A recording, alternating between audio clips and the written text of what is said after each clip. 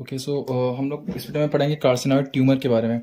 देखें, जो carcinoid tumour होता है ये अराइज करता है न्यूरो एंडोक्राइन सेल से। ठीक है, न्यूरो एंडोक्राइन सेल से अराइज करता है, और जब भी न्यूरो एंडोक्राइन सेल से कोई भी ट्यूमर अराइज करेगा तो उसे कुछ सर्टेन मार्कर्स होंगे, जैसे कि क्रोमोगेनिन और न्यूरॉन स्पेसिफिक इनोलेज। अगर कोई ट्यूमर है वो न्यूरो एंडोक्राइन सेल से अराइज कर रहा है तो उसके अंदर ये दोनों मार्कर पक्के पक्के प्रेजेंट मिलेंगे, एक तो क्रोमोगेनिन है और एक neuron specific enolase. Neuro endocrine cell का मतलब क्या है? वो सेल्स जो कि सिक्रीशंस करती हूँ, जैसे कि ग्लैंड के सेल्स, ग्लैंडुलर सेल्स, या वो सेल जो कि म्यूकस सिक्रीट करती हूँ, जैसे कि ब्रूनर्स ग्लैंड होते हैं इंटेस्टाइन में, इनका ट्यूमर होता है, उनको हम लोग बोलते हैं न्यूरो एंडोक्राइन ट्यूमर। ठीक, मतलब न्यूरॉन के कहने पे जो ग्लैंड से, चाहे वो मतलब वो कुछ सिक्रीशन करती हो, चाहे वो ग्लैंडुलर सिक्रीशन हो, चाहे वो म्यूकस का सिक्रीशन हो, चाहे कोई भी सिक्रीशन हो, ठीक है, तो उन सेल से ये ट्यूमर अराइज होता है। और इसमें कुछ मार्कर जैसे कि क्रोमोगेनिन और न्यूरॉन स्पेसिफिक इनोलेज हमेशा पॉजिटिव मिलते हैं। अब ये can be arising from multiple organs in body. देखें, ये बॉडी में मल्टीपल ऑर्गन से अराइज हो सकता है, बट मोस्ट कॉमन ये ट्यूमर होता है जीआईटी में और ब्रोंकस में। सबसे पहले बात करते हैं, हम लोग बात करें जीआईटी की, तो उसी की बात कर लेते हैं अच्छे से। देखें, जो कार्सिनॉइड ट्यूमर होता है वो कैरेक्टराइज होता है ओवर प्रोडक्शन ऑफ सेरोटोनिन से। वो उस मात्रा में उस ट्यूमर में सेरोटोनिन हार्मोन बहुत ज़्यादा मात्रा में बॉडी में रिलीज होता है। ठीक है, अब देखें, मान लीजिए हमारा पूरा जीआईटी है, उसमें ये ट्यूमर जो है वो अगर मिड गट से अराइज होता है, मिड गट से, तो ये जनरली बिनाइन होता है, सॉरी मैलिग्नेंट होता है। तो अब याद कर लें, अगर वो ट्यूमर जीआईटी में मिड गट से अराइज हो रहा है तो एम से मिड गट, एम से मैलिग्नेंट होता है। और अगर वो ट्यूमर जनरली इलियम से अराइज होता है, इलियम से, तो वो जनरली बिनाइन होता है।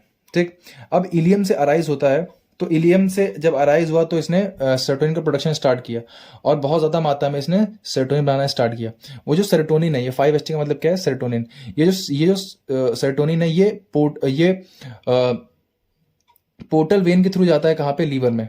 अब ये लीवर में गया, लीवर में एक एंजाइम होता है MAO, मोनोअमाइन ऑक्सीडेज। वो इस सेरोटोनिन को जनरली न्यूट्रलाइज कर देता है, इसको एक harmless compound hydroxy indole acetic acid में कन्वर्ट कर देता है, और वो किडनी से एक्सक्रीट हो जाता है। ठीक है, तो कोई दिक्कत नहीं हुई, बिनाइन ट्यूमर है।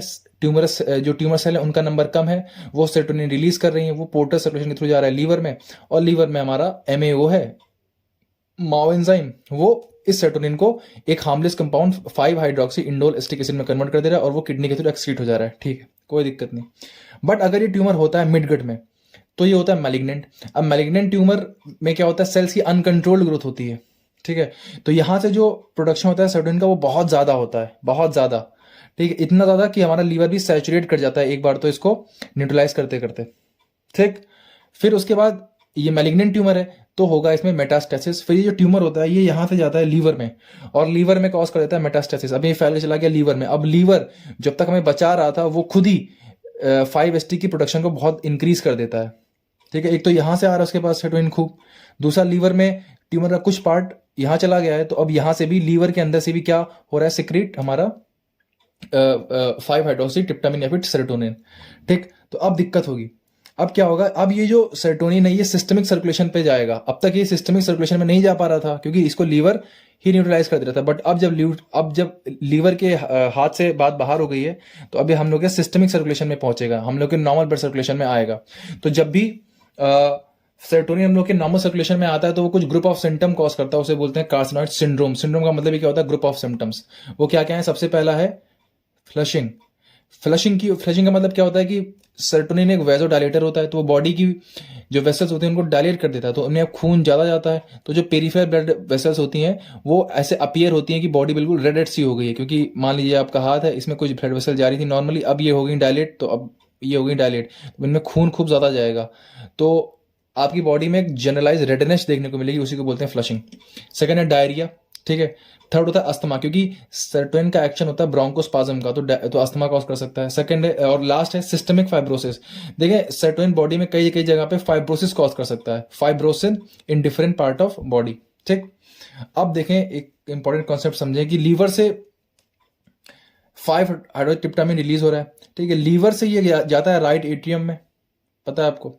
ठीक, राइट एट्रियम से ये जाता है राइट वेंट्रिकल में। राइट एट्रियम में कैसा गया भाई? इंफीरियर वेना केवा के थ्रू ये गया राइट एट्रियम में, राइट एट्रियम से गया राइट वेंट्रिकल में, राइट वेंट्रिकल से ये जाता है, आपको मालूम है, लंग्स में।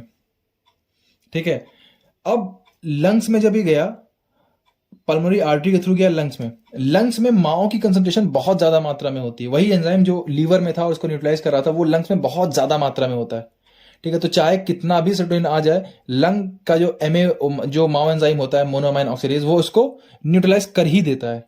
ठीक है, तो जब पल्मोनरी वेन यहां से निकलेगी लंग्स से और वो लेफ्ट एट्रियम में जाएगी तो उसमें सेरोटोनिन नियरली एब्सेंट होता है।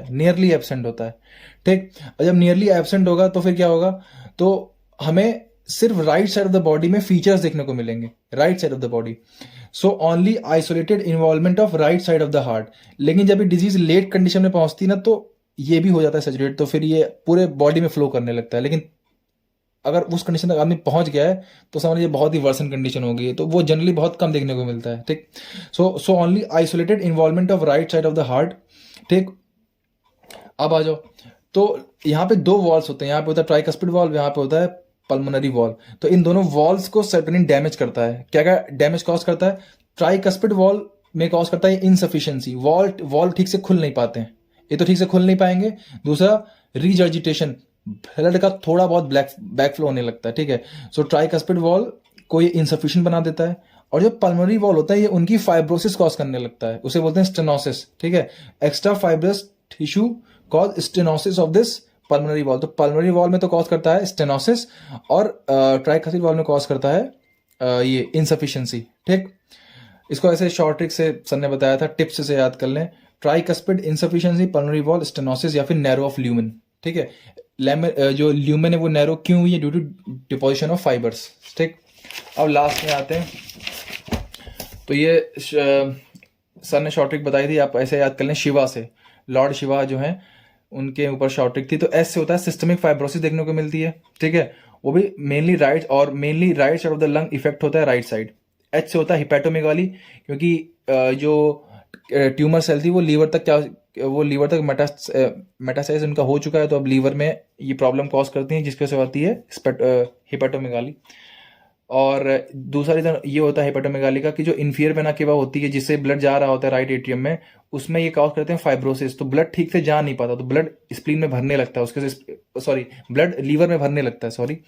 जो लीवर से इन्फीरियर वेना केवा जाती है राइट एट्रियम में हार्ट लेके, राइट एट्रियम में ब्लड लेके, तो अब इस वेन में भी ये कॉज करता है फाइब्रोसिस, ये हमारा सेरोटोनिन। तो ये ठीक से ब्लड यहाँ से जा नहीं पाता, उसका प्रॉपर फ्लो नहीं हो पाता, तो जो लीवर होता है वो तो जो ब्लड होता है वो लीवर में भरने लगता है और इसकी वजह से लीवर का साइज बड़ा हो जाता है, इसे बोलते हैं हिपैटोमेगाली। आई से होता है इंटेस्टाइनल इन्वॉल्वमेंट यानी डायरिया।